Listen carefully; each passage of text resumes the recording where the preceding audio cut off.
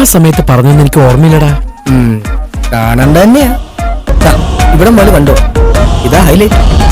അധപ്പതനം എന്നല്ലാതെ എന്ത് പറയാൻ? എന്താടോ കാര്യം? What is the reason? ഇപ്പൊ എല്ലാവർക്കും ആഗ്രഹം ഒരാളെ പിടിച്ചോണ്ട് ജയിലിൽ ഇട്ടിട്ടുണ്ട്, അയാൾക്ക് ജാമ്യം കിട്ടുമെന്ന് അറിയാനുള്ള വലിയ ആകാംക്ഷയിലാണ്. സാർ ഇങ്ങനെ നിൽക്കുന്നുണ്ടേലേ നീ ജോർജ് സാറിനെ ഇനിയും കുറെ അറിയാനുണ്ടനിയാ. കോൺഗ്രസിന് അന്തസ്സുണ്ടെങ്കിൽ അയാളോട് MLA സ്ഥാനം രാജിവെക്കുമെന്നാണ്.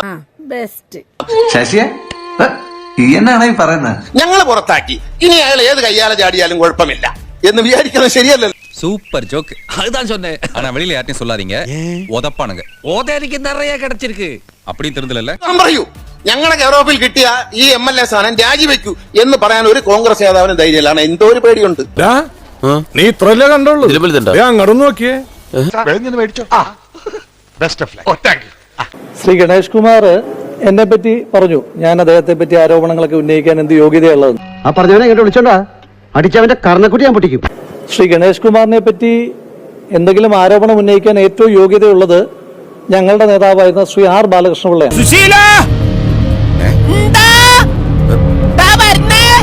എല്ലാരും വിളിച്ചു. അദ്ദേഹം പറഞ്ഞത് എനിക്ക് എന്റെ ഭാര്യയെ സംശയമില്ലാത്തത് കൊണ്ട് മാത്രം ശ്രീ KB ഗണേഷ് കുമാർ എന്റെ മകനാണെന്ന് ഞാൻ വിശ്വസിക്കുന്നു എന്ന് പറഞ്ഞിട്ടുള്ള കമന്റിലേക്കൊന്നും ഞാൻ പോകുന്നില്ല. അത്ര അഗ്രസീവാകാൻ ഞാൻ ഉദ്ദേശിക്കുന്നില്ല.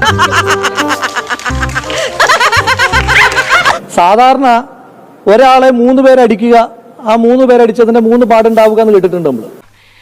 അവമാനിക്കരുത്, ഞാൻ നല്ലൊരു കുടുംബത്തിൽ പറഞ്ഞവനാണ്. നീ നല്ല കുടുംബത്തിൽ പറഞ്ഞു, ഞാൻ പിന്നെ മറ്റേ കുടുംബത്തിൽ പറഞ്ഞാണല്ലോ. പക്ഷെ ശ്രീ KB ഗണേഷ് കുമാറിന്റെ ചരിത്രം എന്താണ്? ഒരൊറ്റ അടിയിലെ ഒരു പാടിന് 3 അവകാശികൾ ഉണ്ടായ ആളാണ് ശ്രീ KB ഗണേഷ് കുമാർ. അദ്ദേഹം പറഞ്ഞല്ലോ അദ്ദേഹത്തിന് ധാരാളം പ്രണയങ്ങൾ ഉണ്ട് എന്ന്.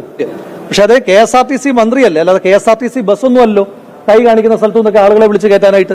ഒരു വഴിയില്ല ഗൈസ്, പെട്ടിരിക്കുകയാണ് നമ്മൾ ശരിക്കും. എനിക്കിത് എന്തിന്റെ കേടായിരുന്നു ഗൈസ്.